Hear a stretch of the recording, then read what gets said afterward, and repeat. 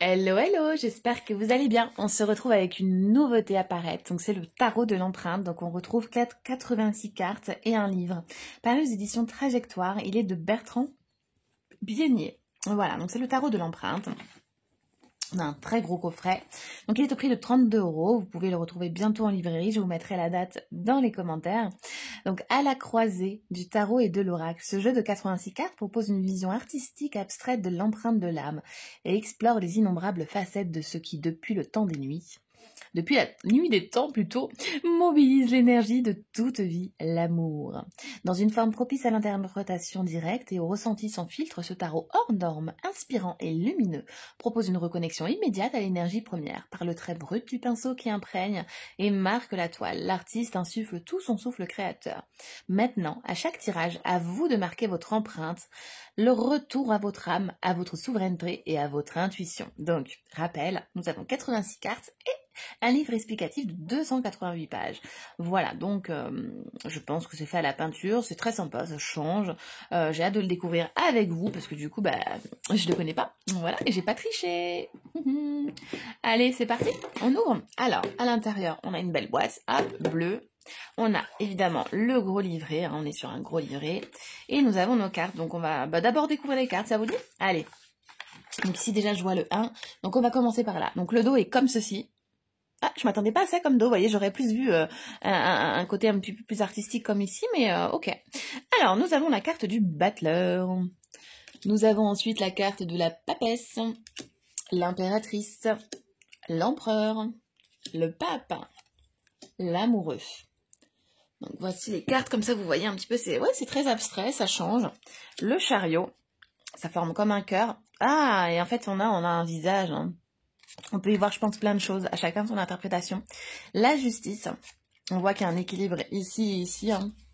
L'ermite, la roue de fortune, la force, le pendu, la mort, la tempérance, le diable, la maison Dieu, l'étoile, la lune, le soleil, on le voit bien, hein, ce petit soleil, le jugement, le monde, ah bon, on le reconnaît bien là.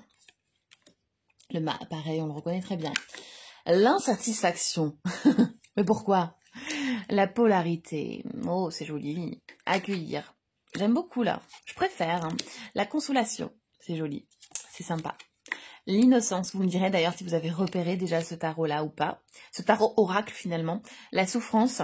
Le pardon. Ah, c'est rigolo, celle-là, on dirait presque un oursin. Je pense qu'il faut vraiment rester, longtemps sur certaines cartes, soi-même. Moi, je vois même un loup ici. Enfin, je pense qu'il y a matière à approfondir ce jeu, à le découvrir vraiment, en le visualisant correctement. Donc, moi, je vais me pencher dessus après. La passion, les peurs, la joie, le conflit, l'abus, la résistance, la rébellion. Mais pas que. Observer. Ouh, une carte noire. Tiens donc, l'illusion, l'éveil, le retournement, la responsabilité et les limitations. Donc voilà pour le tas de droite. Du coup, il est à droite celui-là. Là, on va le remettre là. Ensuite, nos autres cartes. Donc nous avons la compréhension, la prière, sortir de l'esclavage, l'équanimité, apprendre à apprendre, demander, l'expérience, c'est joli, l'attente, très joli aussi, l'inerte, la voie de la guérison, super, la générosité, l'abondance, on aime, la tâche, la voie de sentir, l'arche intérieure. Moi, je pense que je vais aussi l'utiliser en exercice avec mes enfants. Là, tiens, j'allais dire demain, non, dimanche du coup, parce que demain on est vendredi, samedi je ne suis pas là. Mais oui, dimanche, je pense qu'on va se faire un petit peu de peinture avec les loulous et on va s'amuser à reproduire des cartes. Pourquoi pas se faire un tirage, quelle carte je dois laisser parler en moi et laisser retranscrire sur le papier. Ouais, j'ai envie de faire ça, tiens, ça va leur plaire en plus. Vous voyez, par exemple, sortir, celle-là, allez hop, la compassion, qu'est-ce que vous ressentez sur la compassion? Et ben hop, soit vous imitez cette carte, soit vous faites votre propre image de ce mot-là en peinture ou en dessin pour ceux qui préfèrent le crayon. Je peux vous dire que moi, mon fils, c'est la peinture, hein, tous les jours il me demande, c'est quand qu'on fait la peinture, c'est quand qu'on fait la peinture? Le mercredi et le dimanche, chérie, voilà.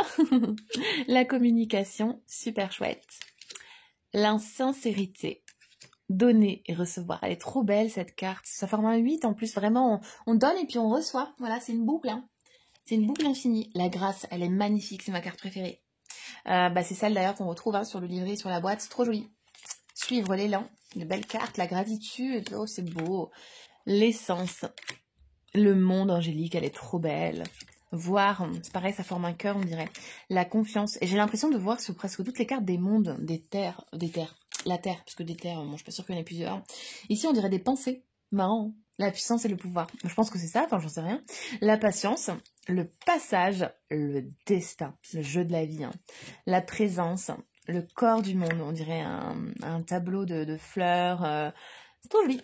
La reliance, l'ensemble, la transmigration de l'âme et un miracle. Trop sympa. Donc à chaque fois, on a une carte noire et une carte blanche. Alors, c'est parti, on va découvrir ensemble le livret, ça vous dit? Allez, je m'installe mieux que ça parce que je suis en train de me casser le dos. Je vais mal installer. Hop là, on va le fermer. Zoup là, on a un gros livret et c'est parti. Donc dans notre livret, on va avoir l'avant-propos. Donc l'amour, le chemin du retour. Lorsque j'ai commencé à peindre, j'ai tout de suite senti la puissance et la force de ce jeu. Sa capacité à accompagner en mettant en lumière des aspects de soi. Les subtilités de la présence de l'âme.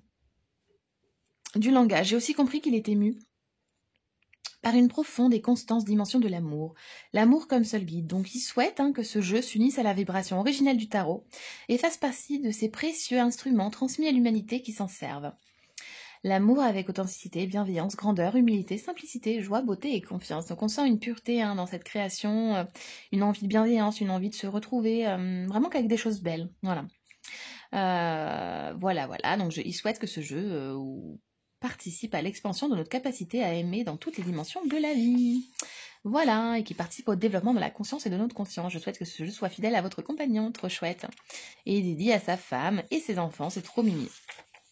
Donc ensuite, ici on va avoir l'introduction. Donc ce tarot il arrive après une drôle de période où le virus de la couronne a touché et impacté profondément l'être humain dans ses différentes dimensions.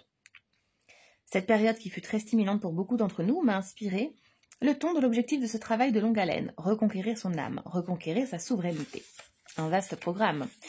Ensuite, l'empreinte. Donc, dans notre société occidentale, nous utilisons le mot empreinte pour parler notamment de cette trace laissée par les doigts sur un objet. Cette trace obtenue par pression de doigts ancrée sur une feuille, par exemple, peut donner la marque d'identité qui s'avère individuelle. Dans notre dimension corporelle, l'empreinte digitale est finalement la signature unique de chaque individu.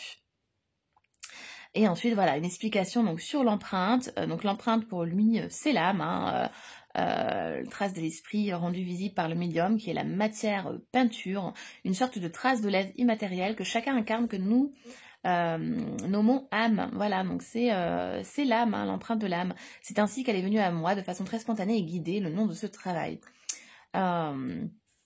Avec ici une petite citation, pardon. Voilà. Donc ensuite, le langage de l'âme. Donc il a conçu ce jeu dans un élan créatif silencieux. Les peintures sont vite devenues des cartes apprivoisées de ce jeu, nécessitent de se laisser imprégner par les couleurs, les impressions, les mouvements, les évocations et autres apparitions. Ces images sont ouvertes à l'interprétation. On pense ici, par exemple, aux thèses de Rothschard ou à une simple association. Elles font appel à différents plans de nos mémoires, de nos connaissances, conscientes ou inconscientes. Elles sont peintes d'une manière unique. Ce jeu travaille sur plusieurs dimensions, tant sur le plan énergétique en s'adressant à l'inconscient et au conscient. C'est un tel outil de reconnexion spirituelle, miroir de l'âme et de sa nature authentique multidimensionnelle. Donc ce tarot, c'est un jeu pour grandir pas à pas à la rencontre de soi et de son être intérieur, de son âme et du soi. Un jeu sur le chemin, un tarot d'amour qui s'engage et qui explore l'ensemble des facettes de ce qui, depuis la nuit des temps, mobilise l'énergie de toute une vie. Voilà, donc ce tarot, c'est un langage de l'âme au sens littéral. Pardon. Donc c'est une structure originale. Pourquoi? Eh bien parce qu'il a 86 cartes, créées dans un bain de couleurs et inspirées par les dialogues avec l'ange de Gita Malaz, édition Aubier Montaigne en 1994. Il est le fruit d'un héritage holistique, artistique, spirituel, poétique et ésotérique. Tout ça. Et donc de toute évidence, c'est un tarot à la croisée des chemins, des oracles. Il traverse à la fois les archétypes classiques des 22 arcanes et voyage avec ses 64 arcanes philosophico, poético, spirituels. J'adore. Oh là là, j'aime beaucoup. C'est sympa. l'explication, j'aime bien, moi, quand il y a des explications du pourquoi, du comment, pourquoi il a choisi 86 cartes, pourquoi il a choisi, par exemple, de les mettre dans le désordre. Enfin, moi, j'aime quand il y a des explications. Voilà, quand on change de la dame, moi, j'ai besoin d'explications. Et là, c'est chouette. Voilà. Il précise voilà, que ce jeu ne vise pas à opposer les tarots aux oracles, mais bien au contraire à les faire communiquer, à les faire communier. Voilà, loin des dualités, il invite à dépasser les croyances et certitudes, ce que devait être un jeu de cette nature. Et pourquoi pas? Et pourquoi pas? Ouais. Qu'il soit oracle ou tarot, l'objectif finalement est le même, transcender ses rêves, peurs et émotions pour toucher le cœur et révéler son âme. Lors de sa conception, j'ai adopté une approche intuitive, loin de tout dogmatisme. Après avoir maturé intérieurement les dimensions spirituelles de ce jeu, je me suis laissé guider par la numérologie qui, de longue date, est une entrée possible pour comprendre le tarot de Marseille. Voilà.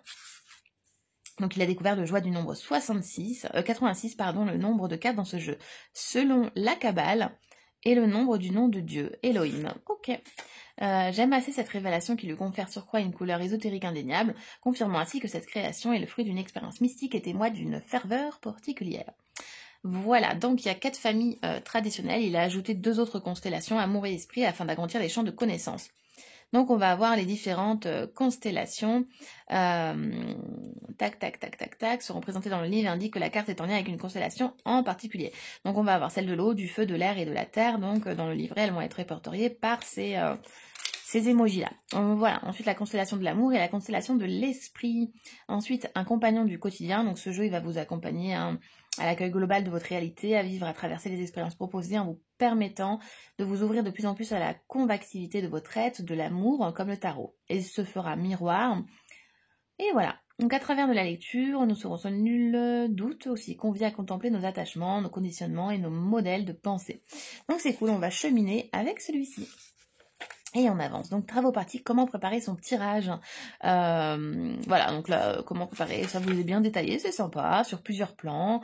Voilà, décrites dans ce livret. Donc, par ailleurs, pour chacune de ces cartes décrites dans ce livret, des questions sont proposées pour continuer le travail, commencer lors du tirage et cheminer avec douceur, d'autant qu'il est parfois qu'un tirage pose plus de questions qu'il amène de réponses immédiates, si on considère toutefois qu'une question n'est pas une réponse. À méditer. Eh oui.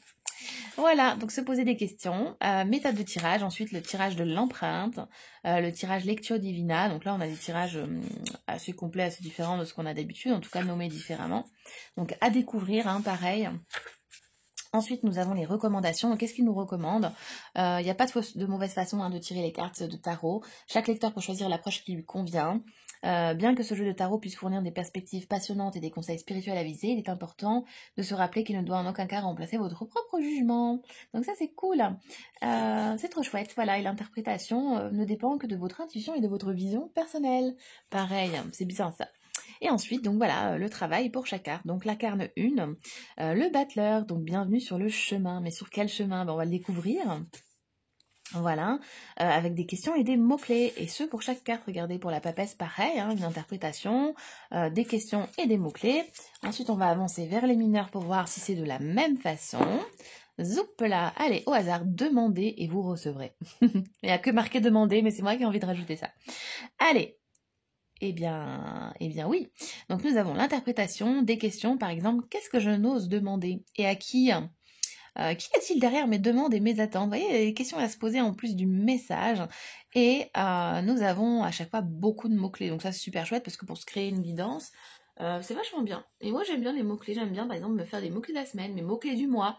Aller piocher une carte et voir les mots-clés qui en découlent de cette carte. Et hop, sans forcément me faire une guidance, juste me déposer 3-4 mots-clés par semaine ou par mois ou par jour, des fois j'en ai besoin.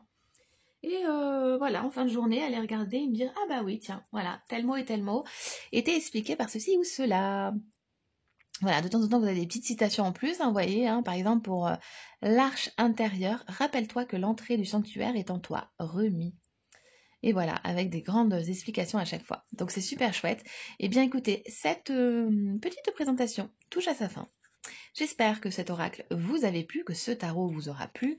Moi en tout cas, je vous fais de gros bisous. Je vous remercie d'avoir été présent. Ah, il y a juste quelque chose que je voulais voir.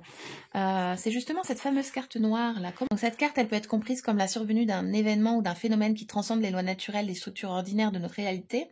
L'événement est considéré comme une violation ou une suspension temporaire des lois physiques ou des règles causales qui régissent habituellement notre compréhension du monde. Oui, le miracle remet en question notre conception de la réalité et défie nos représentations de ce qui est ordinairement possible. C'est souvent l'occasion de vivre une révélation ou une expérience. Un miracle, hein. Voilà, certainement, car les miracles sont possibles. Ce sont l'amour, la foi, la compassion, le pardon, la joie, l'espérance qui conduisent au miracle. Donc voilà, le miracle de l'amour est réalisé. En présence de l'amour niché en son sein, naissent les miracles. Osez demander un miracle. Ok, est-ce qu'on va trouver la noire?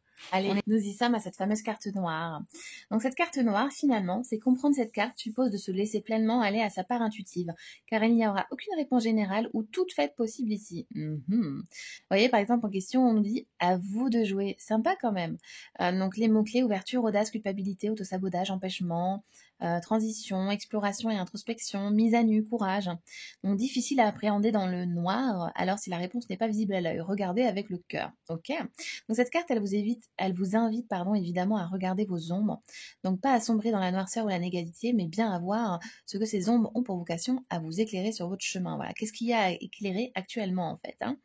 Donc c'est cool, donc soyez remerciés pour cet espace que vous créez en vous à cet instant grâce à cette carte, car vous ouvrez une porte de vérité qui vous donnera de la lumière ou encore bien longtemps.